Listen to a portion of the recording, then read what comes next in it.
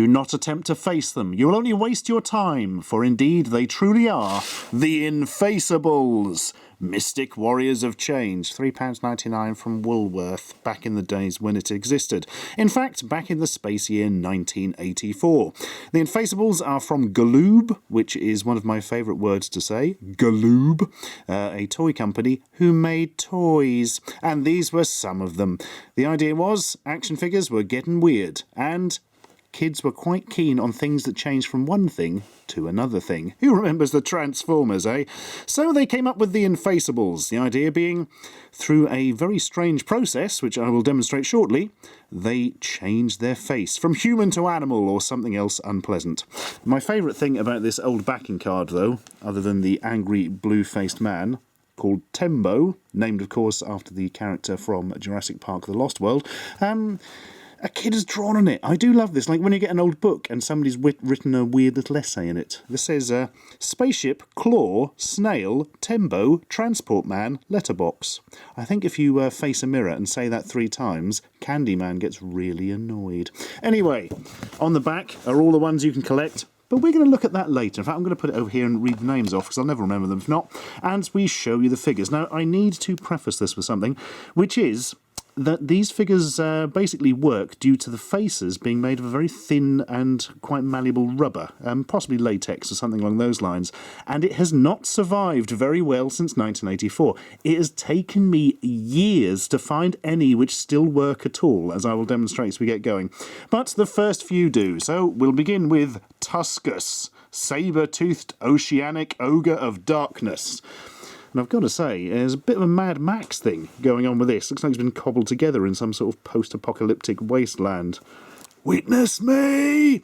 And yes, he's got a sword. Slightly crap-looking sword, to be honest. That's like, you have a vague idea what swords are and not many things to make them with.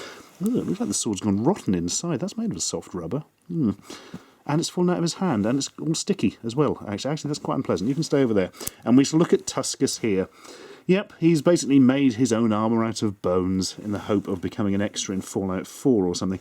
All the figures I got, incidentally, had these straps over them. I don't know if they originally came with them or not. I can't actually see them in any promotional photos, but I've left them on for local colour.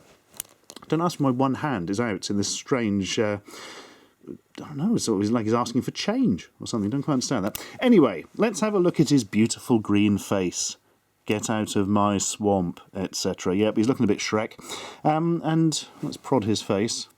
You can see it has this very soft, latexy, rubbery sort of stuff going on. The reason is, you pull his chest up away from his waist, and he dies horribly. No, well, he probably does, but it sucks all the air out and then pulls the face across a kind of weird skeleton setup they've got behind it. It's very, very odd, but very, very interesting, as they would probably say in a country where they speak like that. Now, I must warn you, as previously said, these are not in best condition. These are, in fact, the only ones I've found anywhere which work at all. And as a result, you can see bits of the...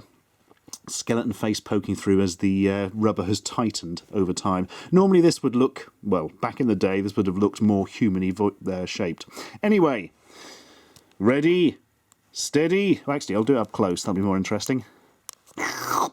And there we are. Yep, still quite a good change. He has transformed into the grotesque oceanic ogre of darkness. I don't know. Basically, it just looks like he's got a kind of disease or something. But it is noticeably different. Oh, a little bit of air has maybe got back in now. Can't really tell. The problem is, when they transform to their terrifying beast forms to attack each other, they've kind of got this weird thing going on with the chests. I can transform, but I kill myself in the process. Also, my trousers no longer fit. Anyway, that's Tuscus. We're now going to move on to the leader of the good guys, called Iron Lion. Yes, he's iron like a lion in Zion, etc. I'm getting convinced these come from other figures. But anyway, his sword is crap. It just looks like he made it out of an old tree that was struck by lightning or something.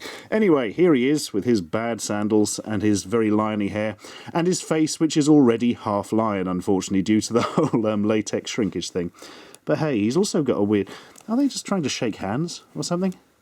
Let us put our differences behind us. Now we are friends, and we do not need our crap swords.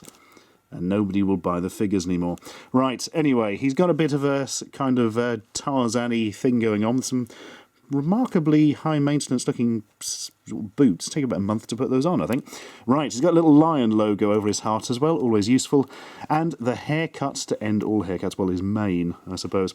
Right, ready, steady, suction. Oh, that was actually far more pronounced than I thought.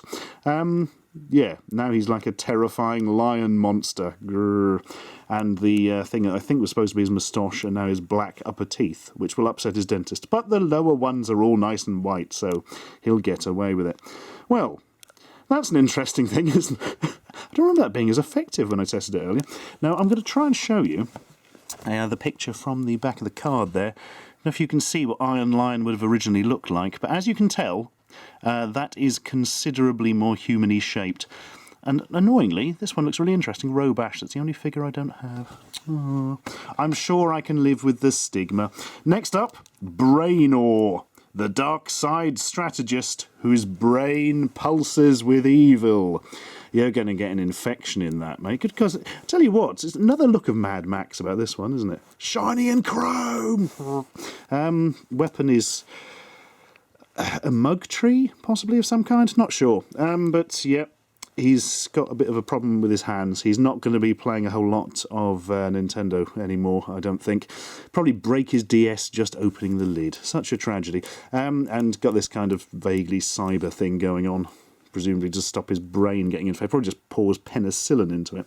Right, so the face is, well, looks like he hasn't slept in about 400 years. He looks even more tired than Vince Vaughn always does. Right, ready, steady. Rip him apart at the waist. That never feels normal. Yep, there we are. And he turns into a vaguely skeleton-y thing, I suppose. Yeah.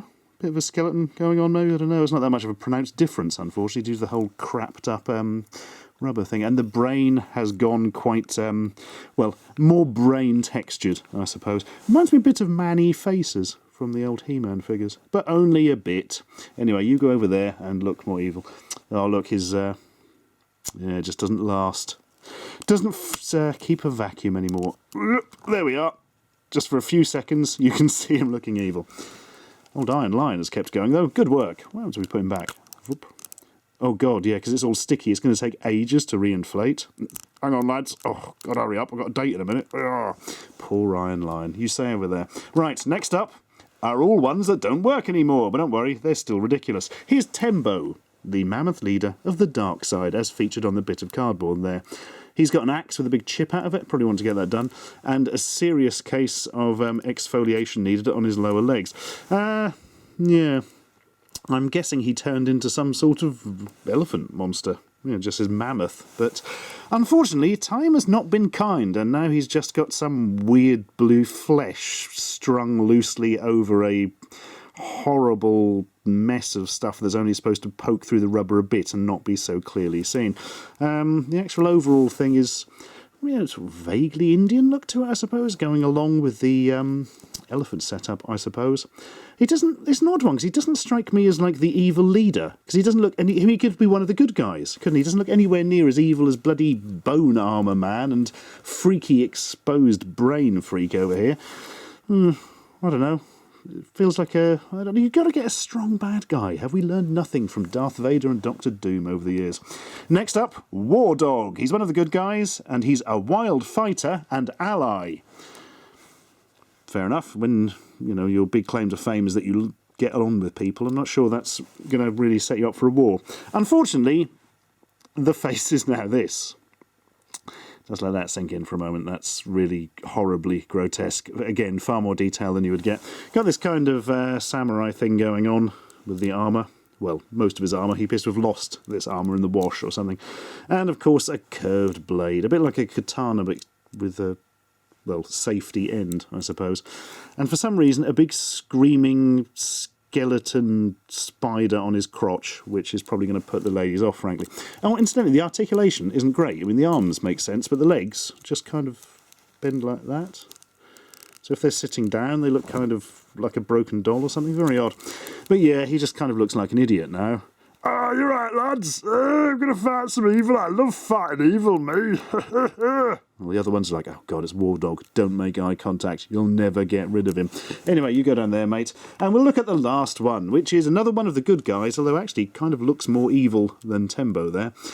Although that could be because of what's happened to his face. This is Sphinx, ancient champion of goodness who strikes like the cobra. And by strikes, I presume they mean attack quickly and not, you know, refuses to work until he gets better conditions.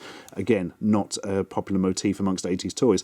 So he's got a snake going around his arm. Look, he's very snaky, is this man. And the obvious Egyptian stuff going on. I mean, well, he's called Sphinx. What did you expect? He's even got a snake head motif in his sword, which is a nice touch.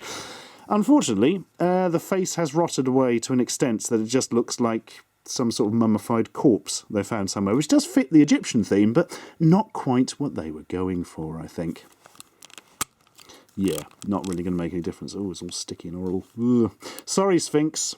We can't save you with modern plastic surgery. Or can we? Maybe I could paint some latex over the face of like a He-Man figure, pull one of these apart and try and stretch it over. That could be an interesting project. Tell you what, I'll give that a try, and if I never mention it again, that means it didn't work. If I do a quick update video, that means it did. It's not exactly rocket science. Anyway, you sit over there, mate, and we'll look at what remains of the Infaceables. There was Robash, super strong, good robot out to bash evil. I looked this one up, and his purple face turned into a deeply unpleasant skull. So again, there does seem to be this strange thing of the Infaceables, whereby the good guys seem to be more frightening than the villains. Also don't have Torto the Claw, which is irritating, because I thought I was only missing one, but I'm quite obviously missing two. Armoured Beast, menacing the dark, briny deep... I mean, his supposedly human face kind of looks monstrous. I dread to think what he turns into. Come to think of it, Tembo's one wasn't particularly human either. Also, Brainor appears to have glasses, which have disappeared from this version. I don't... Yeah, what, War Dog has got giant silver teeth? What? These must be like pre-production ones or something. Very odd. They had vehicles, which amazes me. I don't remember these from the time, and I vaguely remember these figures being around, but they certainly weren't popular. I never saw one in the flesh back in the time period, well, when they might have worked. Hopefully somebody's got one mint on card they'll open up and show one day, but assuming the latex survives even that. There's the Crusher Cruiser, with old Wesley Crusher on the back there, desperately trying to impress Jean-Luc Picard. The Incredible Thrasher, which is like a porn version of the Incredible Hulk. And the Horrible Hammer, so called because it's a really badly designed hammer. It doesn't knock nails in and damages your fingernails. Marvellous. Anyway, thank you, 1984, Louis Galoob Toys. I never knew Galoob. Louis Galoob, somebody's name. Imagine being called Galoob. Groovy.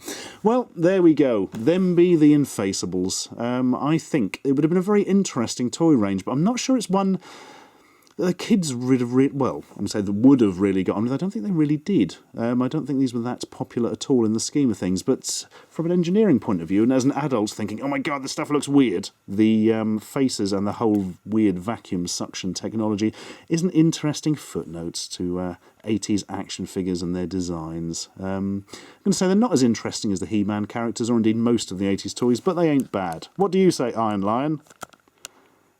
Jesus Christ. Don't try keeping secrets from the light. No secrets, no secrets. Don't try keeping secrets from the night. I had to quickly show you this. Right, I've taken one apart and it appears to have turned into one of the bloody blue meanies from the old Yellow Submarine movie, but the head is sort of held on like a weird balloon condom thing. I mean, you can see this one's obviously old and disintegrating, this being the spare War Dog. So you sort of have to peel it off. God. Revealing underneath. Oh, War Dog's terrifying skeletal exoskeleton, I suppose, really, with the holes in it to make the vacuum all a thing. Can I make another one out of a balloon or something, do you think? Need to give some thought to this.